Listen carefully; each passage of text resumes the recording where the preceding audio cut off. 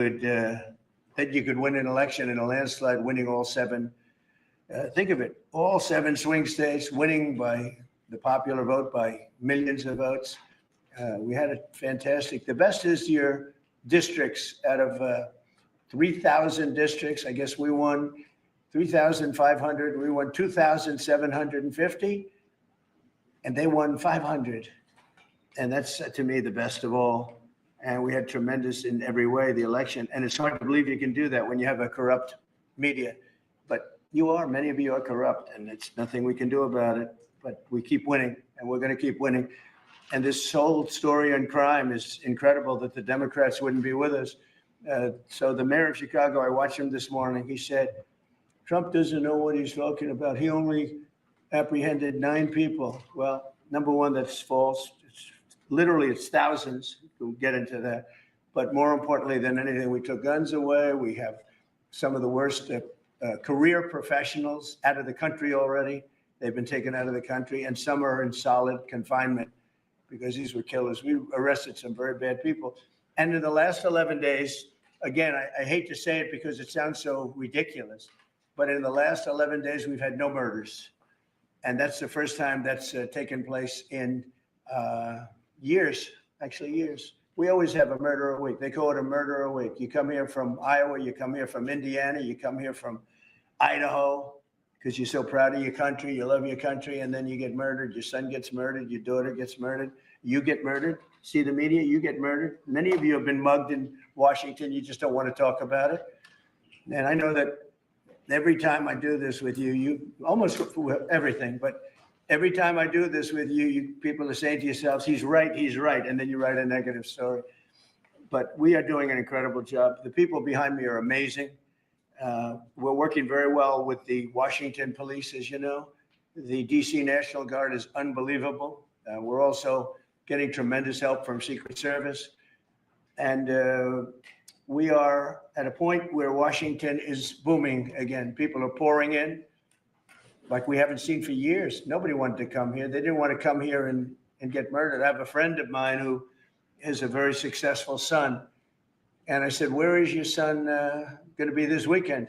He said, he's going to Washington with his friends. I said, really? Yeah, he's wanted to do it for 4 years, but he couldn't do it because it was so unsafe. And he's a tough kid, too. It's so unsafe.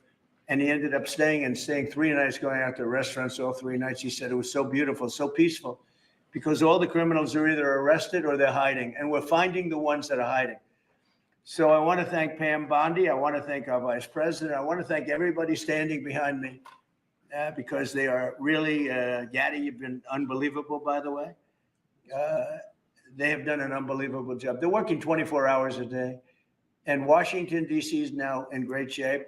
I'm going to be working with Clark Construction, which is by far your biggest construction company.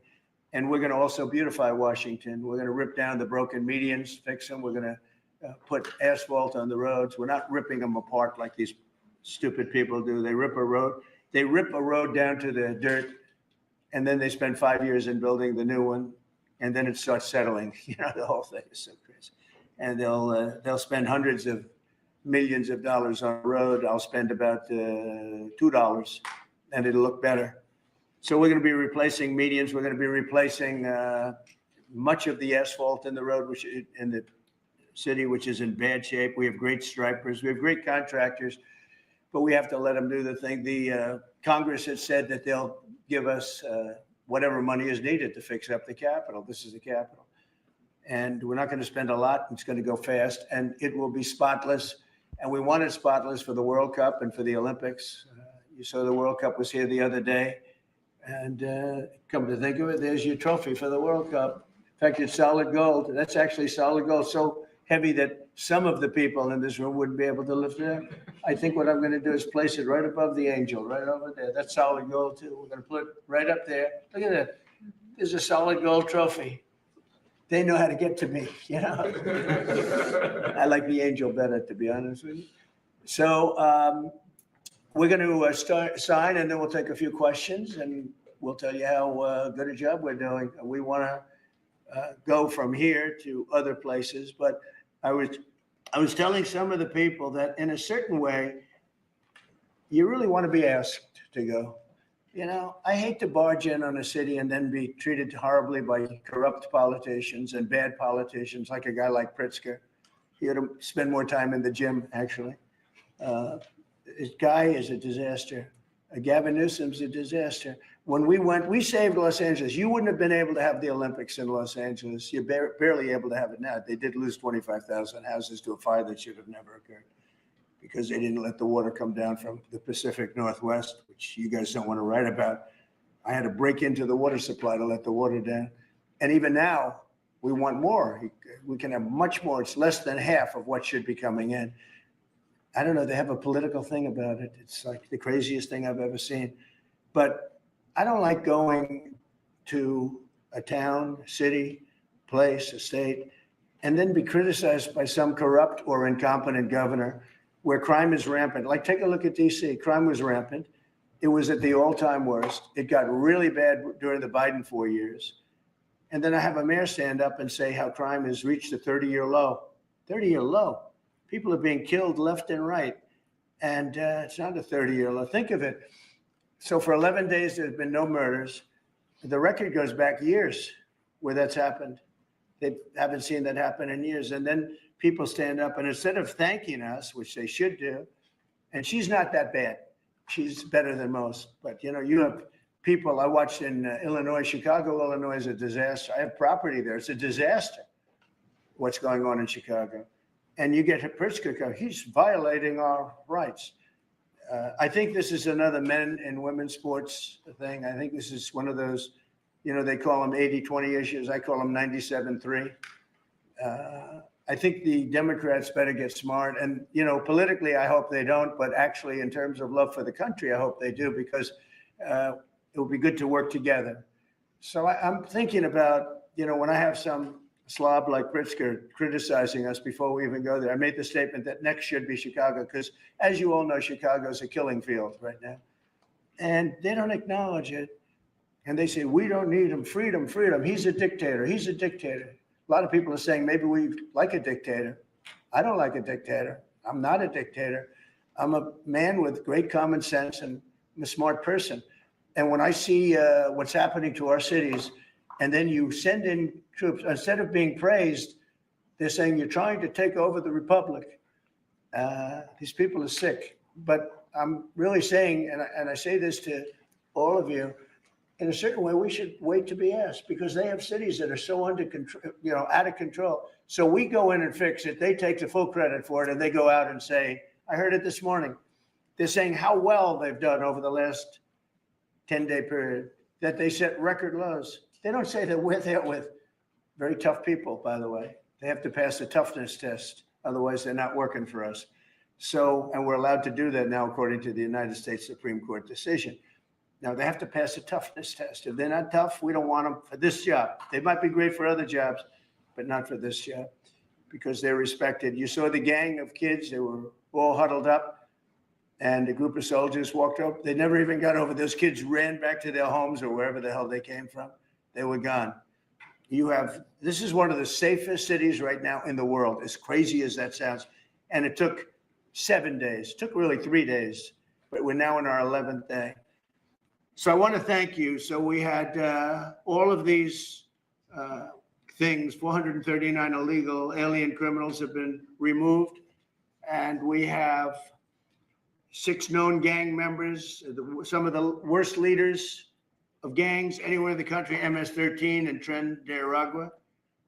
We have 2 missing children that have been recovered. They thought they were gone. We brought them back to the family. The family started crying. They couldn't believe that they saw their child again. 49 homeless encampments have been removed. Like, we have the head of South Korea coming in a little while, the president, and he drives down the street. Already, his people have told me, he said, what happened? It's so clean. We always came here, it was filthy dirty with homeless and papers all over the road. That's the other thing. Those roads are swept immaculate, but they're going to be much better in a few months when we put a topping on them. They're going to look like they're brand new. We'll get rid of those rusty old medians that have been crashed into 1,000 times, and they don't fix them. They just let them, they lay them down on the road and they sit there for months. But we don't do that. We don't run things. We run things like we run this. We like clean, we like beautiful, and we like safe, and that's what we're getting. So I'll start signing the executive orders. To me, this is a very, very big deal. One of the executive orders has to do with cashless bail. That was when the big crime in this country started. And I can tell you who did it, when, but I don't want to do that because others followed pretty quickly. But that was when it happened. Somebody kills somebody, they go in, don't worry about it, no cash, come back in a couple of months, we'll give you a trial. You never see the person again.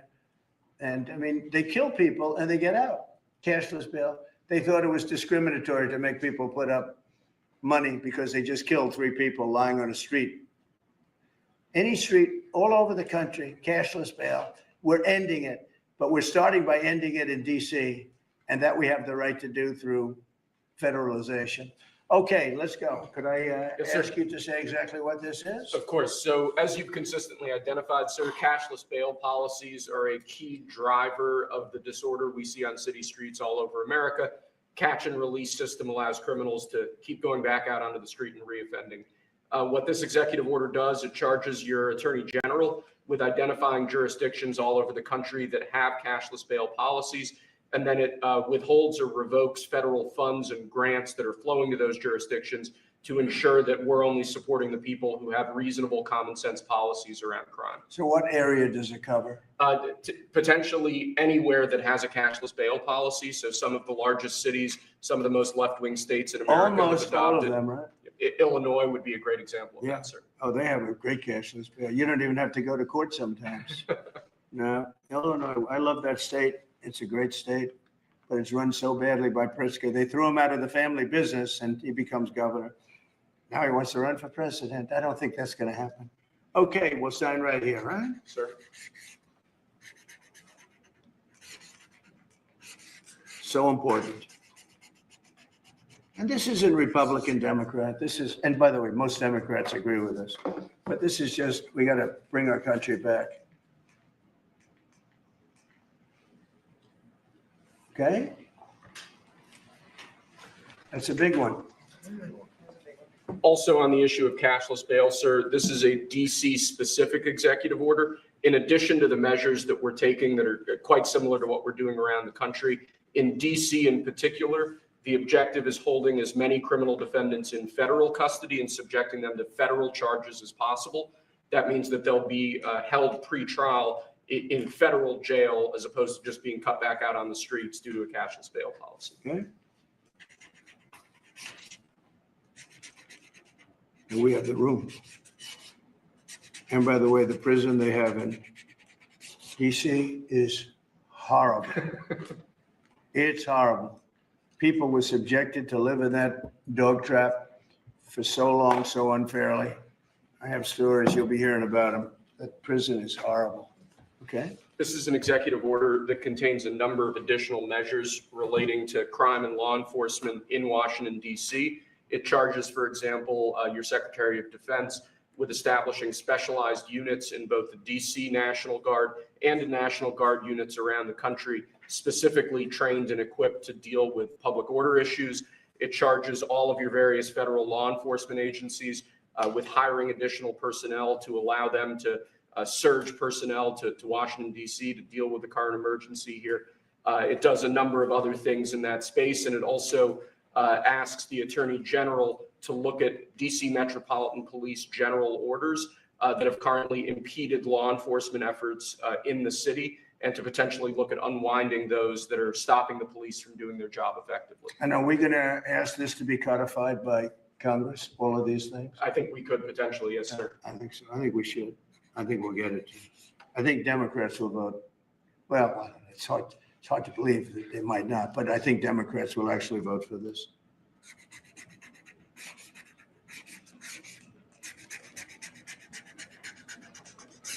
There's no auto pen that can do that, right? Look at that, Pam. Is that a good signature? Seriously, is that a good signature? Who can write like that? Nobody. I don't know. That's the other thing. I assume we're looking at the whole auto pen scam. Sir. Because the person that ran it said he spoke to it briefly twice about nothing. That means that all those pardons that he gave to some very bad people, very unpatriotic people, very evil people. It looks to me like those partners are worthless. Because number one, you shouldn't use an auto pen very specifically. But if you do, it has to be a very good reason. And they have to know that the president wanted it. The president didn't want this. The president didn't know he was alive, okay? He never approved any of this stuff. He wasn't for open borders and all the other things. He was never for open borders. I've known Biden a long time. He was never very sharp, but he was never in favor of open borders and all of the other things he did to destroy our country. Let's go. Lastly, sir, this is an executive order on flag burning. It charges your attorney general. Would you listen to this? This is very important. Flag burning. All over the country, they're burning flags. All over the world, they burn the American flag. And as you know, through a very sad court, I guess it was a 5-4 decision, they called it freedom of speech. But there's another reason, which is perhaps much more important. It's called death. Because what happens when you burn a flag is the area goes crazy. If you have hundreds of people, they go crazy. You can do other things. You can burn this piece of paper. You can, but when you burn the American flag, it incites riots at levels that we've never seen before. People go crazy. In a way, both ways. There are some that are going crazy for doing it. There are others that are angry about them doing it. Do you want to discuss that? Sure. So what the executive order does, sir, it charges your Department of Justice with investigating instances of flag burning.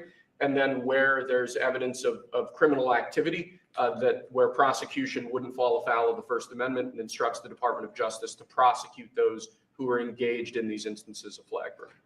And what the penalty is going to be, if you burn a flag, you get 1 year in jail, no early exits, no nothing. You get 1 year in jail. If you burn a flag, you get, and what it does is incite to riot. I hope they use that language, by the way. Did they? Incite to riot. And you burn a flag, you get 1 year in jail. You don't get 10 years, you don't get 1 month. You get 1 year in jail, and it goes on your record. And you will see flag burning stopping immediately, just like when I signed the Statute and Monument Act. 10 years in jail if you hurt any of our beautiful monuments. Everybody left town. They were gone. Never had a problem after that. It's pretty amazing. We stopped it. But this is something that's, I don't know, in a certain way, it's equally as important. Some people would say it's more important because the people in this country don't want to see our American flag burned and spit on. And by people that are, in many cases, paid agitators.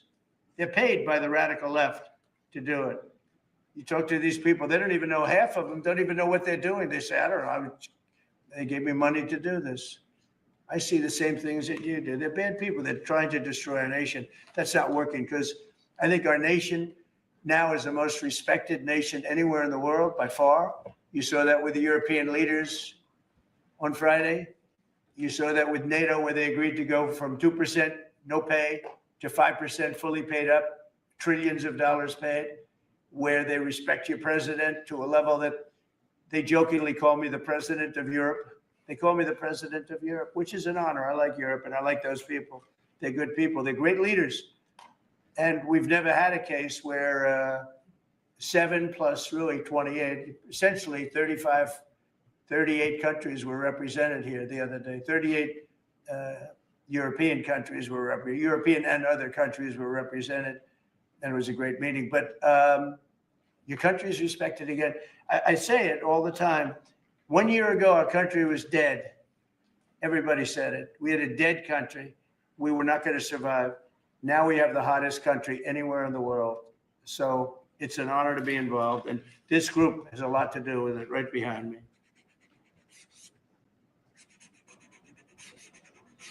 Does anybody behind me have anything? Pam, would you like to say something? Sure, President. Thank you for keeping DC safe.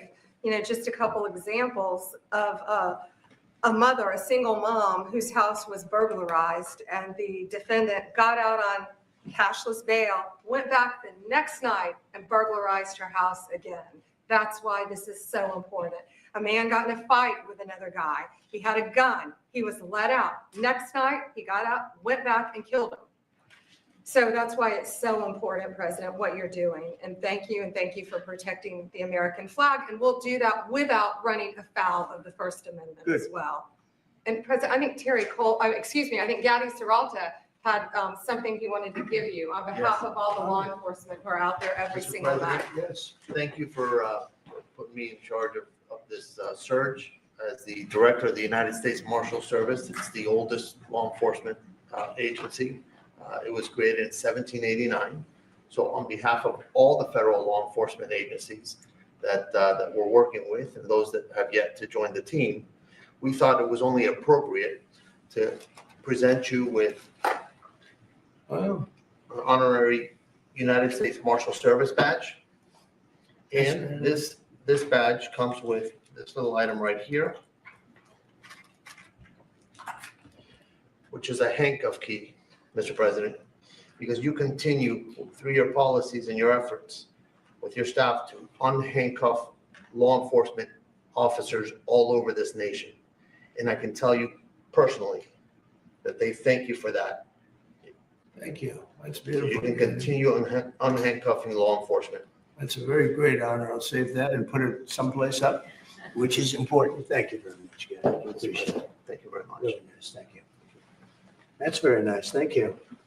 Well, we love those people. They're brave and they love our country and they don't want to see it. Do you know how many people volunteered for this job? And before I ask the VP to say a few words, because he feels very strongly about it, I think it's very important, Pam, that when we do this, that a state required, they come and ask us. I mean, I see Pritzker saying, we don't want them. In the meantime, his city is being shot to hell. And they do that politically. And they probably do want it. If we didn't go to Los Angeles, you would literally have had to call off the Olympics. It was so bad.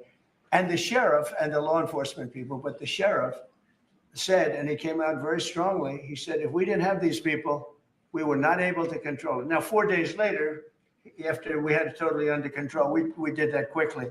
He changes to it a little bit. Well, I think we could have done it. You know, they were dead. If we didn't send in the troops, Los Angeles was dead. The Olympics was gone. The World Cup was gone. Everything was gone. We did a great job. And Newsom, he's an incompetent governor. But I think people should want us to be there because otherwise all they'll do is complain as we do our job. So we'll have to think about that, okay? We go in, like in Washington, we go in and the people that are here that have been doing, I don't want to say terrible because she happens, you know, she's a nice woman, yes. I don't care about if she's nice, you know, I really don't care. I want her to do, I'd rather have her be horrible, but do the job. But we come into Washington and we have the 11 best days they've had here in 2 centuries. I mean, they've never seen anything like it. Let's go 2 decades. In over 20 years, they haven't seen anything like what happened. And now they're out there saying, we don't have crime in Washington. Well, that's true. For 11 days, you don't have crime. But before that, everybody was getting hit and mugged. And you people could not walk to your office without security. That's how unsafe it was. So I think we should really let them have their city, let their city go to hell. And when they come and beg us to help, the only problem is we want to save it for the people because the people want us there. The people here, 95% of the people here want us, the real people, not the people you find on, I don't know where you find these people. You have one person that has a broken nose. Where'd you get it? Well, I was mugged. Good. Do you want to see Trump here with? No, I don't want. Woman has a broken nose. She got mugged. But she's saying she doesn't want any protection. It's all made up fake news. It's just fake news. I don't know where you find these people. Anyway, would you say a couple of words, please? And then I'm going to ask JD to say something. You have done an unbelievable job in a short period of time. Thank you, Mr. President. Highly recommended by you know who, right? Yes, sir. You want to say his name? Mr. Youngkin, Yes, Governor sir. Youngkin. Yes, sir. We stole you from Governor. He called Youngkin. me. Right. He called me, Glenn Youngkin called, and he said, I have somebody who's really fantastic. And based on that recommendation, here you are, and you've done a fantastic job. I appreciate it. Thank you, Mr. President. Thank you. Go ahead. The men and women of the Metropolitan Police Department are back. They enjoy doing their job again. They feel the ability to go out and be law enforcement officers. They feel that they're connected to their communities again. They are making a difference. Thanks to you, Mr. President, and our federal task force, you are making DC safe once again. Thank you, sir. It's going to get better and better. Well, it can't get much better. There's no crime. I read where crime's down 89%. I said, really? Who are the 11%? Okay, there's no crime. JD, please. Yes, sir. Well, thanks, Mr. President. Thanks to the incredible team here. You know, I want to echo something the president said, where you say there haven't been murders in a couple of weeks in D.C., and it doesn't sound good, but then you talk to local law enforcement, and I didn't realize that this town averaged one murder every other day for the last 20, 30 years, which means that in 2 short weeks, the president and the team have saved 6 or 7 lives, people who would have been killed on the streets of DC, who are now living, breathing, spending time with their families, because the president had the willpower to say no more. We're not going to give the streets of DC over to vagrants and robbers and murderers. And the last point I want to make, sir, to your point about we want people to welcome us, to ask us, because look at Governor Pritzker in Illinois, or Governor Newsom in Los Angeles, or Governor Moore in Maryland. They are angrier about the fact that the president of the United States is offering to help them get their crime under control than they are about the fact that murderers are running roughshod over their cities and have been for decades. Why are Democrat governors angrier about federal law enforcement helping clean up their streets than they are about the fact that those streets need to be cleaned up to begin with? It shows a real sickness in the head.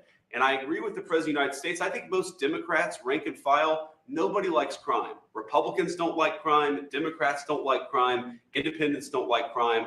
Why are Democratic governors doing everything in their power to make crime easier to do in their cities? It doesn't make an ounce of sense to me. But Mr. President, I appreciate you being willing to help. And I hope these governors take you up on the offer, because we should clean up all of America's streets. It's the right of every American to live in safety and comfort in their community. And we've got the people to do it. They're signing up like they've never signed up before. Our military, as you know, during the campaign, nobody was signing up. We were way short of their goal, we were understaffed. Nobody wanted to be in the military. Nobody wanted to be a policeman. Nobody wanted to be a fireman. They didn't want anything to do with the country. We had an grossly incompetent president who frankly should not have been there. He should have never been there. The damage he did to this country is incalculable. I mean, just what he has done. So much of our effort are getting murderers and jailbirds and people out of this country who are drug dealers at the highest level. So much of the energy of people that he let in, it was an unforced error.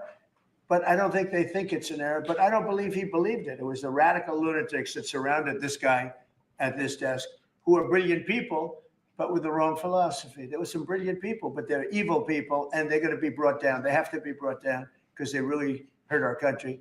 But we're getting it back very quickly. And I'll tell you something, our country's now it's stronger. I think we're more respected than we've been respected in 100 years. It's a whole different ballgame. JD, could I ask you, Yes, sir. You gave a stat on murders here. What were the numbers? You said in a short period of time, how many people were murdered? Local law enforcement told me, sir, that in the past 20 or 30 years, DC has averaged a murder every other day. That's, 200 murders a year, 150, 250, but about every other day, a person has been killed on the streets of Washington, DC. We've been doing this for 2 weeks.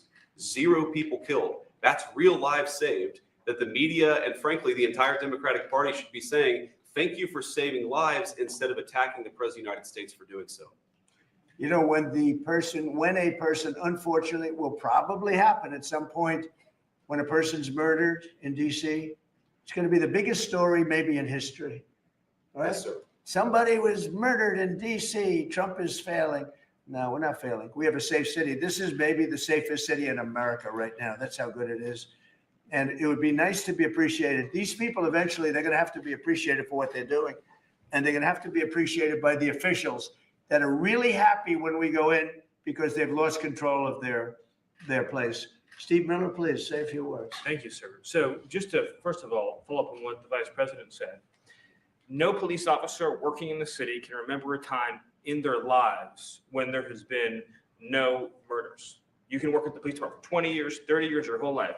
We've checked the records. No one can even find a record of being murder-free for as long as we've been murder-free under President Trump's leadership. Additionally, and the president spoke about this before, we've uncovered, in the process of uncovering, a massive scandal in Washington, D.C. with the doctoring of crime stats. And the Department of Justice, under the Attorney General, is leading the effort to uncover this. But when we ultimately share the results, it will stun you. The extent to which, even though D.C. had the worst crime in America, honestly measured, it dramatically understated how bad it was. There's even accusations that murders and homicides were reported as accidents instead of murders. I mean, this is how severe the manipulation of the crime data has been in this city, and it will all be uncovered and it will all be brought to light. You know, I've had a chance to spend some time, as has everyone here, with the police officers in the city. Members of the public are going up to them and thanking them, just overflowing with gratitude, because for the first time in their lives, they can use the parks, they can walk on the streets. You have people who can walk freely at night without having to worry about being robbed or mugged. They're wearing their watches again. They're wearing jewelry again. They're carrying purses again. People had changed their whole lives in this city for fear of being murdered, mugged, and carjacked. It is a literal statement that President Trump has freed 700,000 people in this city who were living under the rule of criminals and thugs. And the last thing I'll say is that under the efforts of Terry, to my left and many here, what they found also is that the street criminals here in Washington, D.C. were doing business directly with the transnational criminal cartels, the foreign terrorist organizations. So not only was the city being run by these criminal thugs, but they were working with some of the most dangerous terrorist organizations on the planet to traffic weapons and drugs into this city. And what we are uncovering every day is shocking to us, and we look forward to sharing all the results with you. But President Trump, your leadership has uncovered some of the great public safety scandals of our life, and now because of you, people are safe and free for the first time ever in this city. Thank you very much, Steve. You know, in Los Angeles, Beverly Hills is, you know, a great place. I have a house there. I had a house there. I used to stay a lot of time, spend a lot of time there. And a great place. You know that I have friends, they leave their trunk open for their car because they know they're going to be vandalized. They don't want the trunk ripped off in order for them to steal what's in the back. They leave the doors open so when they go in to steal the radio or whatever they take, that they don't rip off the door. They leave the doors totally open so the criminals, when they go and open the door, they'll have to break the windows and kill the car in order to steal whatever it is in the car that they're looking for. And that's at a level that nobody's ever seen before. Nobody lives like that. I have another friend, he has a garage, and in order to save his garage door, he leaves it open so that people can just walk into his garage, take whatever they want, and leave. But all the cars so many cars, I've been told this by many people, stars, big people, they leave their doors open so the doors aren't destroyed by these criminals. All over Los Angeles, this is taking place. And you know that. I mean, you've heard that. Christy, could you say a few words? Sure. Well, Mr. President, I think one of the most impactful statistics that you used today was of the 1,000 arrests that have happened already so far, 439 of them were illegal criminals, which means they never should have been in this country to begin with. But they were in this country, invaded over our southern border or our northern border or maritime seas, and then they committed crimes against the American people. So by getting those individuals incarcerated, we've stopped those violent crimes from happening here in the city. And sir, they do, exactly like Stephen was talking, they have ties to cartels. They have networks across this country and other cities. So by what you're doing here is going to have a ripple effect in Miami, in Chicago, in other cities, because you're grabbing those networks and giving us information and targeting information to go and get more criminals across this country. So thank you for the work that you're doing. We have ICE and CBP, Federal Protective Services, Secret Service, HSI, all of our officers are working with all the other agencies every day here in DC, and they're so proud to have this kind of partnership. So they're so glad that you're letting them do their jobs again. And I don't know if you've heard, sir, but the recruitment campaign for ICE, when we were going to hire 10,000 new officers, we've got over 130,000 people that have applied and raised their hands and said they want to work with ICE. So no matter what the fake news says or what the media says about ICE not having support, they've got incredible support from the American people. People want to join them and help them do what they're doing to make America safe again. So thank you for that. I was going to say that our recruitment drive, so it was dead. During the campaign, they couldn't get, every story was The Army can't fill up. The Marines, none of them could fill up. They were way behind. We couldn't get anybody to go into the military, couldn't get any police. We've just set records on everybody wants to be in. Everybody wants to go in. And we're taking incredible people. I mean, the level of, because of the Supreme Court, it's based on merit. It's all based on merit now. It's not based on anything else. You got to, if you need strong people, you have to get strong people. It's all based on merit. But we're setting records in the Army, Navy, Air Force, Marines, the Coast Guard. One of my favorites, because I happen to have created it, Space Force. We're very proud of Space Force. It's amazing what it's doing. We're leading in space now. China was killing us. Russia was beating us. China was killing us. We're now killing China. We are leading in space by a lot because of Space Force. So we're very proud. But everybody wants to go in. We went from not, and you know how bad that is for the spirit when every story that you were writing a year ago was that nobody wants to go into the military anymore. And if you're in the military, you know how deflating that is? You go and be a family. Nobody wants a job that you have. Well, now it's the opposite. Everybody wants to be there. And that includes police and fire and everything else. You're doing a good job. Thank you, sir. You're stopping a lot of wars. just the presidents we're stopping. We've stopped 7 wars. And really the number is actually 10. We're not including a couple. And we're not including in there what we did with Iran, stopping their nuclear play. They would have had within a month or two, they would have had a nice big nuclear weapon to use. That's not going to happen. That won't happen. Pete, go ahead, please. Yes, sir. Well, Mr. President, thank you very much for your leadership. And the Defense Department is proud to be a part of this task force. Just like we have been down at the southwest border, where crossings are at 0. We've got national defense areas where we're working with Border Patrol to secure the southern border for the American people. Just like Los Angeles, where ICE officers deserve to do their job without being attacked, we're really proud to be a part of defending the nation's capital and ensuring it is safe and beautiful and working with law enforcement. And Mr. President, let me tell you, the morale of the troops, getting out there, talking to them, they love this mission. They're grateful to be doing it, whether they're DC National Guard or other state National Guards. And at your direction as well, sir, it's just common sense to make sure they're armed as well. And so we're rolling out ensuring they're armed, capable of defending themselves and others if need be, supporting law enforcement, and we're proud to be there, sir. Well, look at the mission you just accomplished with Iran. 36 hours back and forth, flawless. Every bomb hit its target. They went right down those chutes, dark at night, no moon, no nothing. Every target, every bomb went right down. They have a chute that goes right down deep into the mountain. And they shouldn't have put ventilation in, I can tell you, because we use that for our advantage. But what they did, and we had the pilots and even the people that took care of the planes, we had a whole group of people at the White House a couple of weeks ago. And, I didn't realize this, but they said, we've been looking at their predecessors, and then these were the pilots. They said, we gave them beautiful medals. And I'll show you the medal. Gave them a medal just like this. See? Just like that. They were so happy. We gave a lot of them out for that. It was an incredible job. We had 52 tankers. People don't realize, so that they could refuel. We had many fighter jets, F-22s, F-35s. We had many. It was an amazing operation. It was flawless. Compare that to the operation when they went in with the helicopters crashing and everyone running around the desert, the prisoners being taken. And that was Jimmy Carter. And what a horrible thing.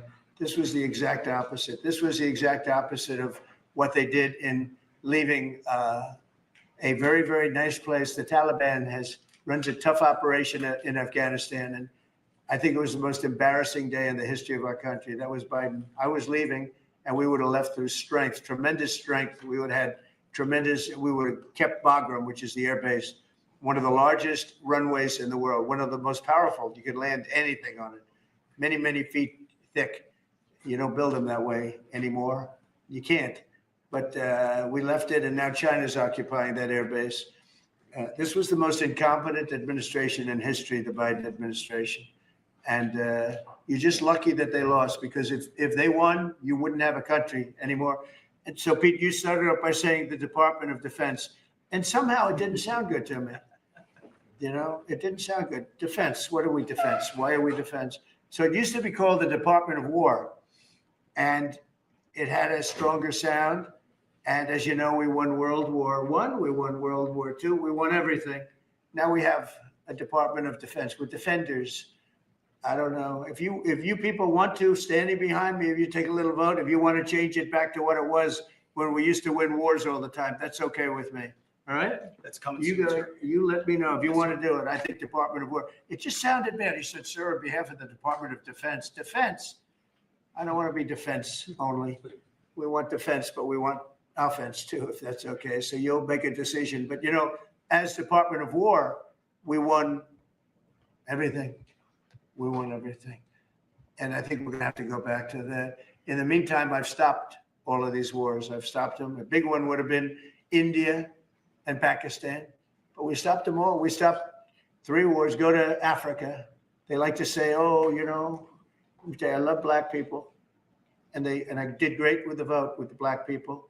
But they say he's a racist. He's a racist. I said, really? For 35 years, a war raged between Rwanda and the Republic of the Congo. And it was a vicious war. 9 million people were killed with machetes, largely. Hatchets, machetes. That went on for more than 30 years, but 34, 35 years. And I stopped it. In fact, the presidents are coming in a week or two to sign we have the foreign ministers, it's all signed, the war stopped. But I got it stopped and saved a lot of lives. The Congo, it's deepest, darkest Africa. I got that war stopped. Nobody else could have done that. We did a lot of jobs. We did a lot of wars were stopped that nobody thought would even be possible. And I'll tell you what, the war with India and Pakistan, that was the next level. That was going to be a nuclear war. They already shot down 7 jets. That was raging. And I said, you guys want to do trade? We're not doing any trade. We're not doing anything with you if you keep fighting. You got 24 hours to settle it. They said, well, there's no more war going. And I used that on numerous occasions. Trade. I used I used whatever you had to use. But we got 7 of them stopped. And the one I thought would be easiest, frankly, was going to be Russia and Ukraine. But that turns out to be some big personality conflicts. It's one of those things. But we're going to get that stopped eventually. We're going to get that stopped too. 7,000 soldiers died last week. Think of that, 7,000. I usually say 5,000, but 7,221 soldiers died last week in the fight between Ukraine and Russia. And they're not our soldiers, but they're souls. They're living souls, and they leave their homes and they wave to their parents, and their parents are so proud as they leave in a beautiful uniform, and a week later they get their head blown off by a drone. New form of military. It's a whole new form of fighting. So I would just like to thank the people that are behind me. Thank you very much. You've done a fantastic job. I appreciate it very much. We're doing a real job, and I'm so proud of DC. I passed it 2 days ago, and all the garbage is off the streets. It's terrible. I came in a month and a half ago. I'm driving down and I see garbage all over the place. The streets were a pigsty. Like I won't use the city's names, but you know what I'm talking about. There are plenty of them outside of this country and inside of this country. Baltimore is a horrible, horrible deathbed. It's a deathbed. I know Governor Moore said, oh, he wants to take a walk with me. He meant it in a derogatory tone. I said, no, I'm the president of the United States. Clean up your crime and I'll walk with you. But it's tremendous crime. But he was trying to be derogatory. He doesn't have what it takes. But he's trying to be derogatory. And I met him at the Army-Navy game. They said, oh, there's Governor Moore. He'd love to see you. He came over to me, he hugged me, shook my hand. You were there. He said, sir, you're the greatest president of my lifetime. I said, well, it's really nice that you say that. I'd love you to say it publicly, but I don't think you can do that, so it's okay. But no, sir, you're doing a fantastic job. I want to just shake your hand. Thank you very much, Governor. That was it. And then every time I see him on television, he's knocking the hell out of me. So, but that's all right. It's called politics. But Governor Moore's he's doing a bad job. Newsom's doing a bad job. All of their potential candidates are doing a bad job. I can't imagine Pritzker being even a candidate, but somebody said he is. He can't do the work, can't do the job. He's not temperamentally suited. So I just want to thank you all for being here. Do you have some questions? Yeah, Mr. President, is the Pentagon, and maybe the Secretary of Defense can weigh into, is the Pentagon preparing for military deployment to Chicago? And with what you said there, are you waiting for the governor? We're ready there? to go anywhere. We have want me to call a you, though? full complement of great human beings. We're full. You know, our military is full. We were way empty 1 year ago. Now we're full. So we can go anywhere on less than 24 hours notice. Are you waiting for the governor? And we're doing a lot to interdict to stop drugs from coming in too. We have ships out on sea. You know, we have nobody coming through our border anymore. Nobody. Doesn't that feel good to know that you don't have prisoners coming in and, you know, killers, murders? We had 11,888 murderers come in, led in by the Biden administration. Many of them have been captured, but we still have a couple of thousand that are out there. Some of them, 50% of them killed more than one person, okay? But a lot of them have been captured. What they've done to our country, these people that circle this moron that we had behind this desk, what they've done to our country is unthinkable. It's unthinkable. I mean, if you think so much of our time is devoted to correcting a problem that all they had to do is say, close the borders. Remember when he said, well, I have no power to close the border. I have to go back and get an act from Congress. I didn't get an act from Congress. I came in, I said, close the borders. And Tom Homan, who's not here, has been fantastic, Christie, right? Yes. Tom Homan is great. He's a fantastic man and respected by everybody. But I said, Tom, close the borders. Christie, close the borders. The borders were closed. We didn't go to Congress and get permission. We just closed the borders.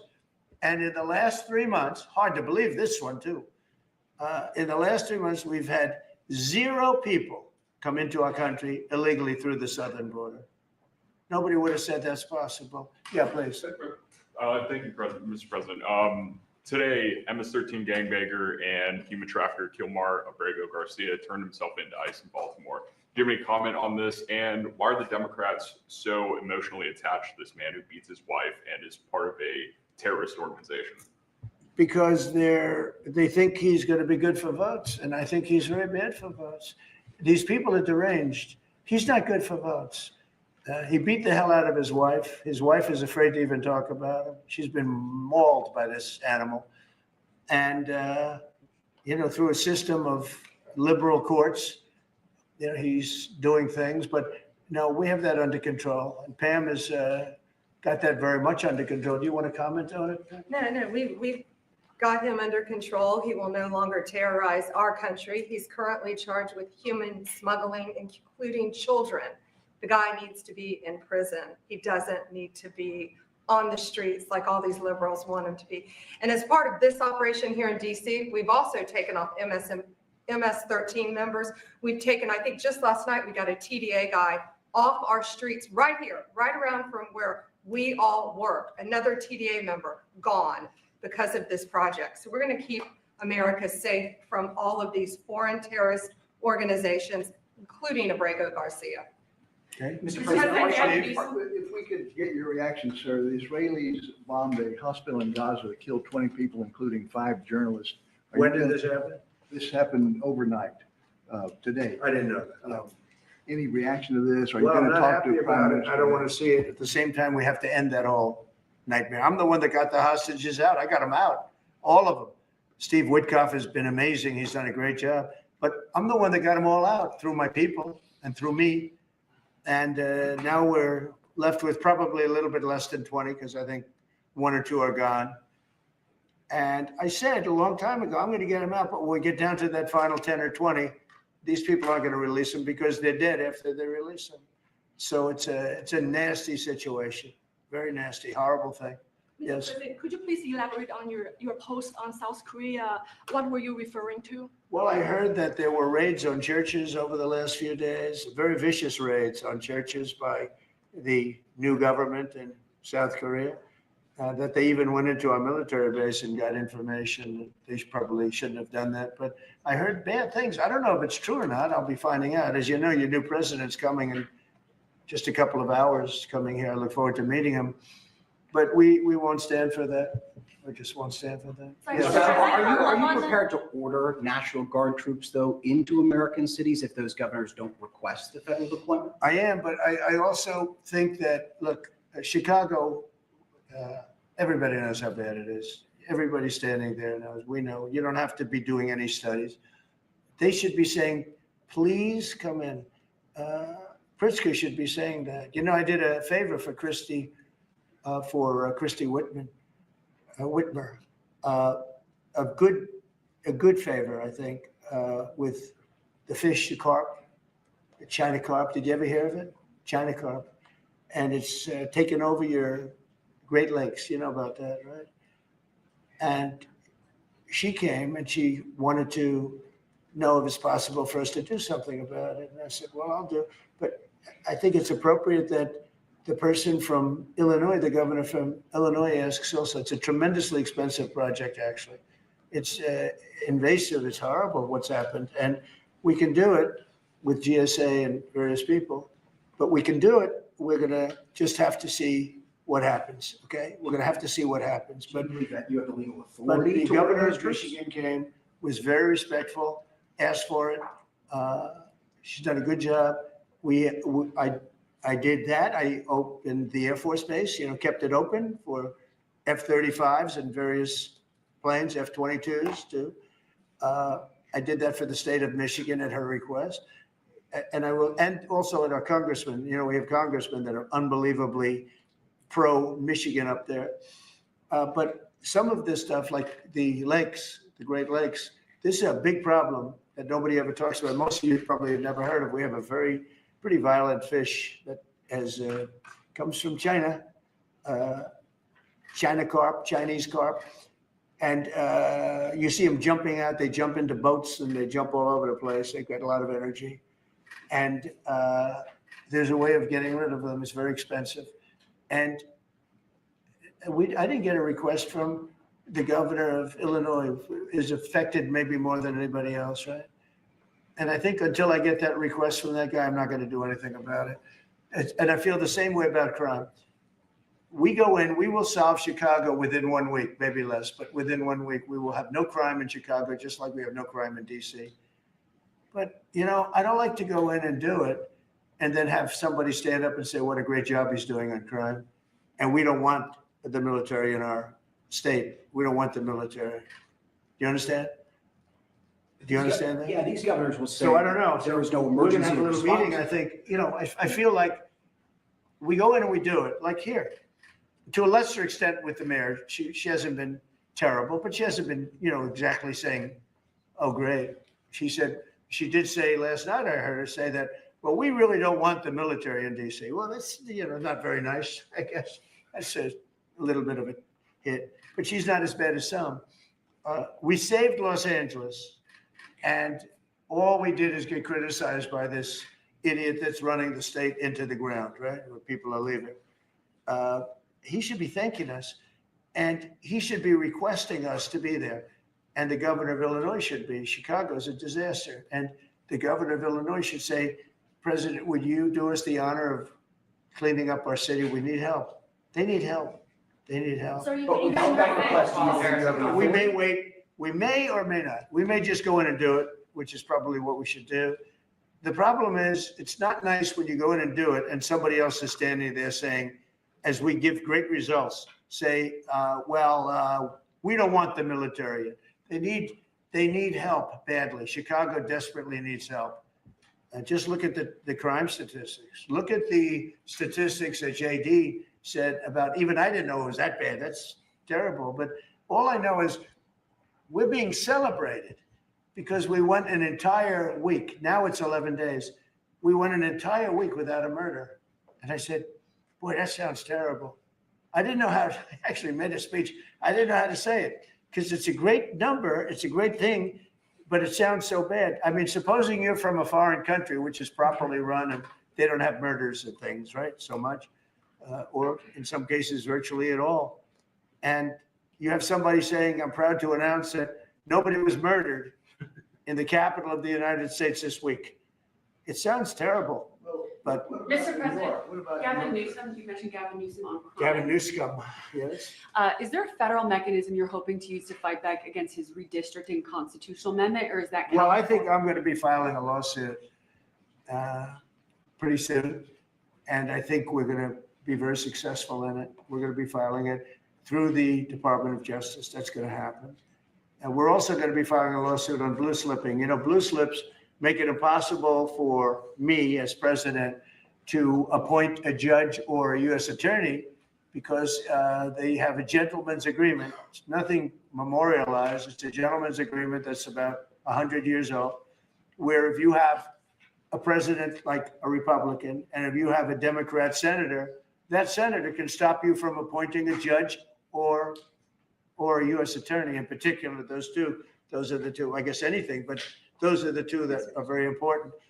So we have numerous states where we have unbelievable people. Now, Jay Clayton was just approved in the Southern District, but he was so good. He was a top student, top schools, top everything, went to Sullivan and Cromwell, became the head of Sullivan and Cromwell, came down here, was Securities and Exchange Commission, ran it for 4 years during my term, like impeccably, beautiful job. He did an incredible job. And we went to court and the judges, Democrat judges, voted that he can, that's the only way you get by it. But generally speaking, you can't do that because you'll have judges from the other party. So Jay Clayton just got approved and he's in, but he didn't get approved by the senators. He got approved by the court system in New York, which was a great thing. And I had a big victory in New York, I might add. I saved myself $500 million with a fake, corrupt attorney general, a really corrupt person with a corrupt judge who was disgraceful, and they're being mauled right now by everybody. It's so corrupt, and it kept business out of New York, stuff like that. But the appellate division vacated all of that stuff that you read about, and we're going to do a big number on that whole thing. You can't have a corrupt court system. You can't have that. You have to have borders, and you have to have a free press. Otherwise, you don't have a country. But you'll be hearing about the blue slipping, because if you have not, you don't need two senators. You just need one Democrat senator with a Republican. The only person that I can get approved are Democrats or maybe weak Republicans, but we don't want that. But the only person I will be able to get approved in any of those states where you have a Democrat I can't get a U.S. attorney. I can only get a Democrat U.S. attorney. And this is based on an old custom. It's not based on law, and I think it's unconstitutional. And I'll probably be filing a suit on that pretty soon. Yeah, please. During the campaign, you called Kamala Harris a communist, but the Biden-Harris administration, they never called for nationalizing a private company with the federal government like you're proposing with Intel. What do you say to some who say this is a bit hypocritical? And is this the new way of doing industrial policy? Yeah, sure it is. I want to try and get as much as I can. If people come in and they need something, as an example, as a real estate person, if I have an agreement and I have any form of a stopgap where I can stop somebody from doing something, right? I have a covenant and an agreement, and they come to me and they say, would like to do something, but you have us restricted. If I do that, they usually have to pay. Now, in the case of Intel, it was interesting, but I hope I'm going to have many more cases like it. Intel came in. I met with the gentleman. I had a lot of respect for him. He came in under a little bit of a cloud.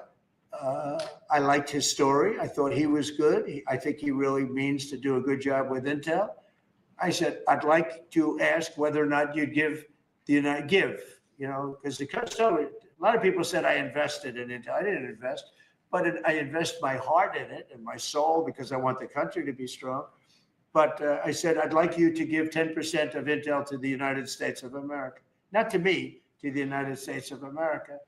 And I said, if you have them as a partner, you have the United States as a partner, I think that would be a very good thing for Intel. And he thought about it a little bit different. And he said, I like that idea very much. We have a deal. And I just made $10 billion or $11 billion for the United States of America. And yeah, there will be other cases. If I have that opportunity again, I would do that.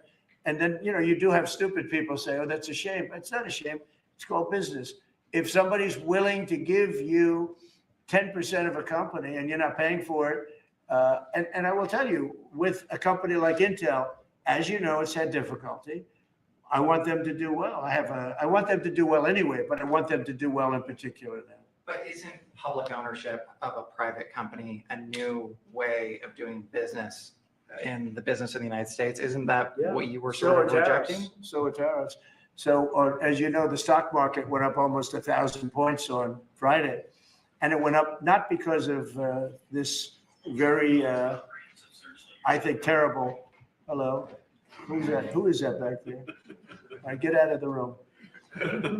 It went up because of something much different. It went up because it was announced, CBO announced the numbers. And as you know, they gave no credit to tariffs. They said they made a mistake, that the trade deficit will be reduced because of Trump's tariffs, will be reduced by $4 trillion, right? Is that what they said, right? They said $4 trillion, and the market went up like a rocket ship because the tariffs are good. Well, tariffs aren't that usual. If the 7 wars I stopped, 4 of them were because of the fact that I had tariffs and trade. And I was able to say, well, if you do this, if you go fight and if you want to kill everybody, that's okay. But I'm going to charge you each 100% tariff when you trade with us. You know what? They all gave up. I stopped 7 wars. Numerous of them was because of tariffs. So, you never knew the word tariff. It didn't exist really, essentially, in this country until actually in the 1870s up till 1913 it existed. And we were the richest country. We were richer then, proportionately, than at any time in the history of our country. And then, stupidly, in 1913, they said, let's go to the income tax way of life. Let the people pay instead of foreign countries. No, we're taking in trillions of dollars in tariffs, and we're stopping wars because of tariffs. So that's not so normal either. But you know what? Other countries did it to us, and now we're doing it to other countries. You ruled out boots on the ground in Ukraine, but how would air support as part of a security guarantee be any different? Those U.S. Well, you airmen. really went from one question to the next. You go from one. I expected him to at least challenge me a little. Now we're talking about boots on the ground. But U.S. air assets over the skies of Ukraine as part of a security guarantee. Wouldn't those U.S. airmen also be Well, in you danger? don't know what security guarantee is because we haven't even discussed the specifics of it. And we'll see. Number one, Europe is going to give them significant security guarantees, and they should because they're right there. But we'll be involved from the standpoint of backup. We're going to help them. And I think if we get a deal, and I think we will, but if we get a deal, you're not going to, I don't believe you're going to have much of a problem. But we'll back it up because I want to stop seeing people being killed. When Biden was here, he gave $350 billion. You know this from covering business. $350 billion to Ukraine. I said that Zelensky's the greatest salesman I think I've ever met, better than P.T. Barnum, because he'd come to the country, he'd walk out with $50 billion every time. He actually came here once, he walked out with $100 billion. We're up to $350 billion. I got $1 trillion worth of rare earth that we have from the country because I felt badly for our taxpayer. But I did something else at the NATO meeting. They are wealthy countries, but they weren't paying. And we don't pay any money to Ukraine anymore. Do you know that? In fact, it's the opposite. They request through NATO, we deal with NATO. We don't deal really with Ukraine. NATO requests missiles. They want Patriots. They want missiles. We give the missiles to NATO. NATO pays us in full and does what they want. I mean, I think they give them mostly they can do other things with them too, because we're dealing with NATO. We pay no money to Ukraine. We gave $350 billion to Ukraine. If we didn't give that kind of money, and I was the one that gave the javelins, if you remember. I gave the javelins. They were very effective. They say Obama gave sheets and Trump gave javelins. They were very effective with those tanks right at the beginning. But you would have never had a war if I were president. You would have never had a war. Just to finish, we spend no money on Ukraine anymore. We were getting fleeced by a president that didn't know what he was doing. To be honest, I don't blame Ukraine. I mean, if they come and ask for $100 billion, then they get it. But we were in for $350 billion. Now we make money. I don't want to make money on Ukraine. I want the war to end because I want to save all those lives. I want to just save. But just so you understand, we're no longer losing money on that thing. We were losing money hand over fist. And now we don't lose any money. Now we sell weapons to NATO.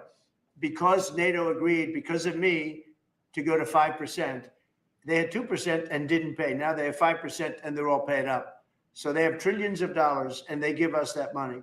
But I really want the war to end, and we're going to get it ended. Mr. President, since the historic summit here with Ukrainian President Zelensky and European leaders all met here with you at the White House, you said you wanted to get this done bilateral as soon as possible. Have you spoken to Putin since last Monday? Yeah, I have. What is your conversation? Or can you share? Every conversation I have with him is a good conversation. And then unfortunately, a bomb is loaded up into Kiev or someplace, and then I get very angry about it.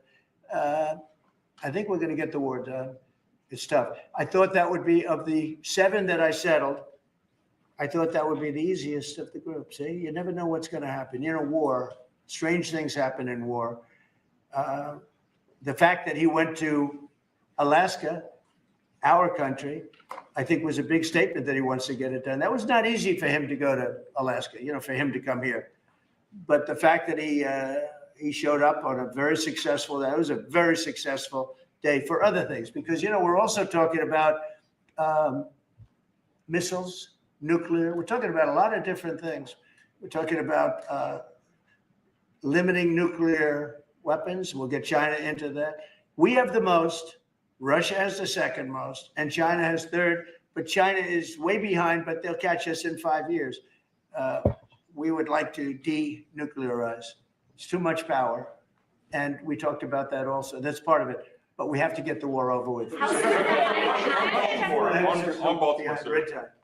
Thank you. On Baltimore, you said that you are going to have to reconsider bridge funding. Is that contingent on Westmore cleaning up the streets? No, we were very generous to him on a bridge. You know, a boat ran into a bridge and the bridge came down like I've never seen anything. The boat was it just shows you the mass of that boat, the power of that boat. You know, people were up on that bridge, painters. They were painting the bridge and they were watching it happen. And they thought they were very safe. They all died. They were painting the bridge. Can you imagine? And they watched the boat.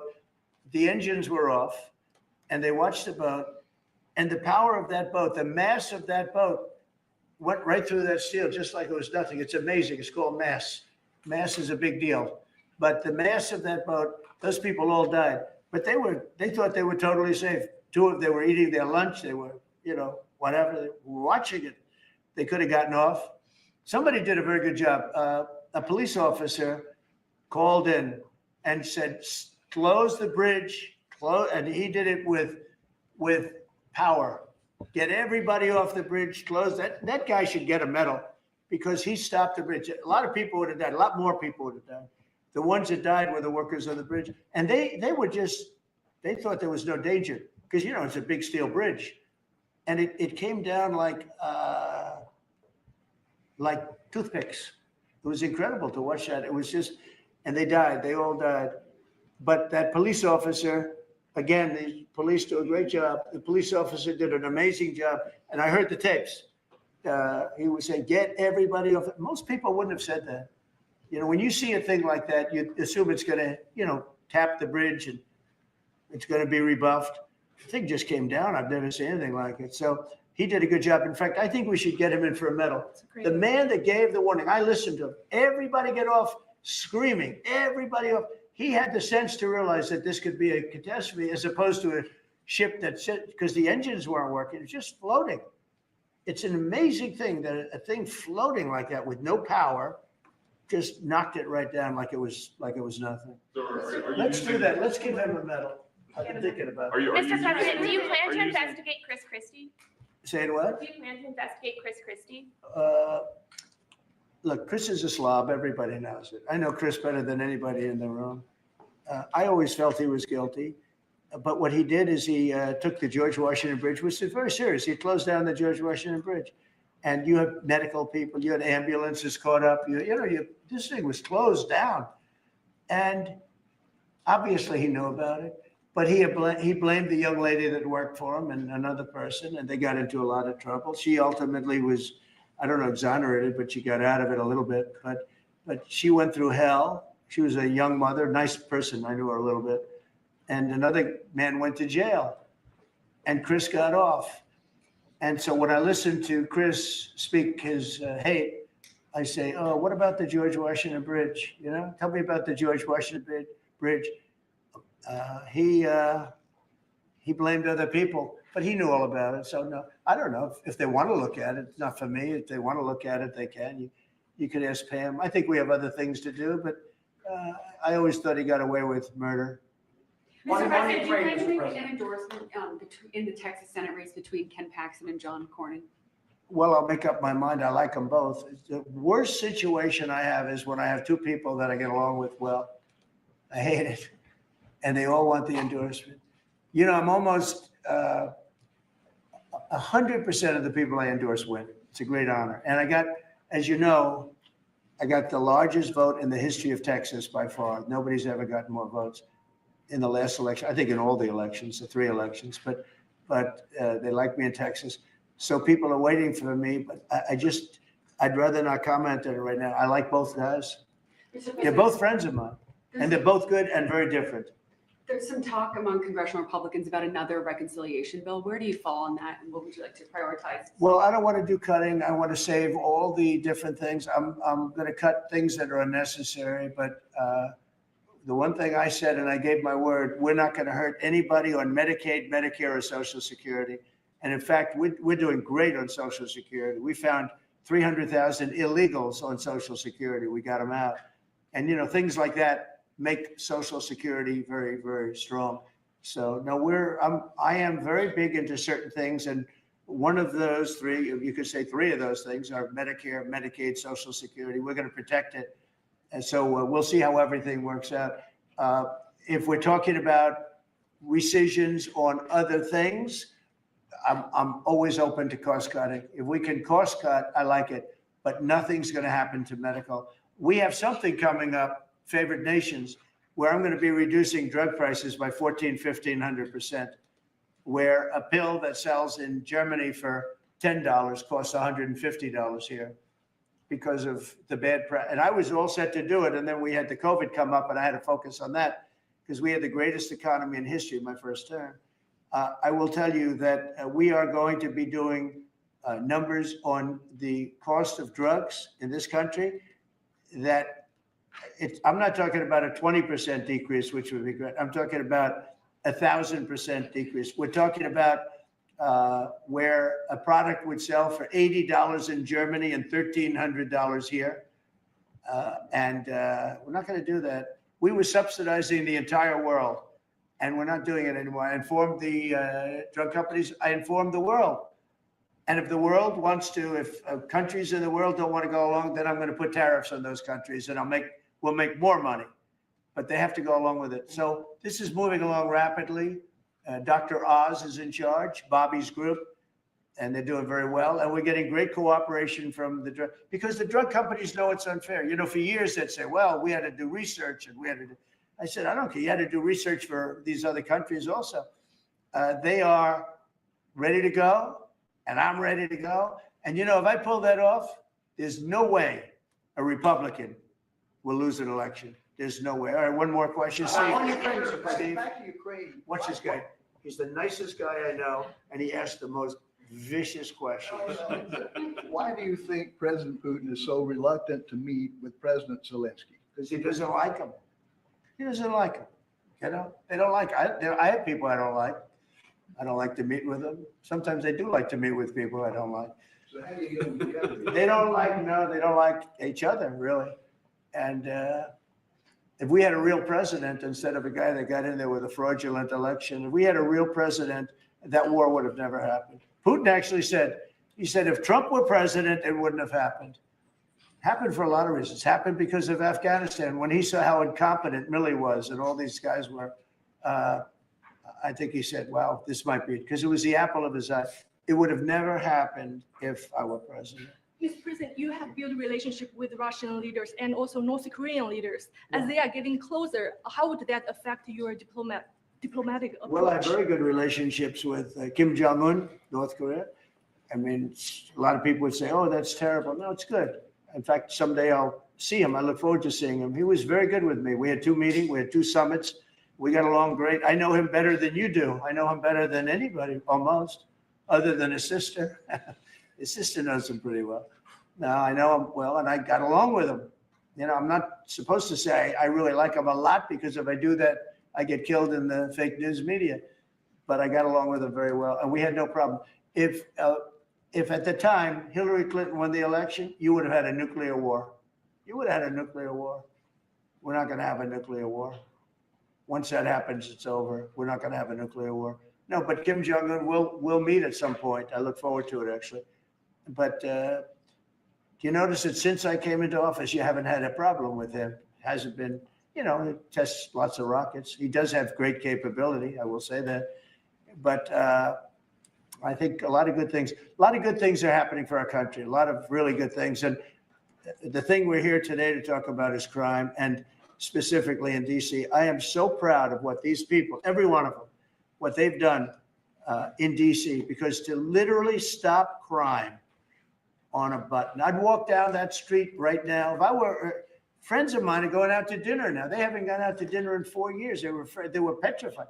Half the restaurants closed because nobody could go because they're afraid to go outside. Now those restaurants are open and new restaurants are opening up. It's like a boom town. It's a great thing to see, and I'm very proud of the people behind me. Thank you very much, everybody. Thank you guys. Thank you guys. Thank you guys. Thank you guys. Thank you.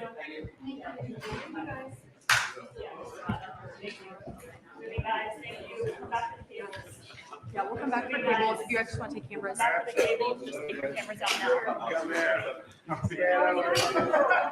here.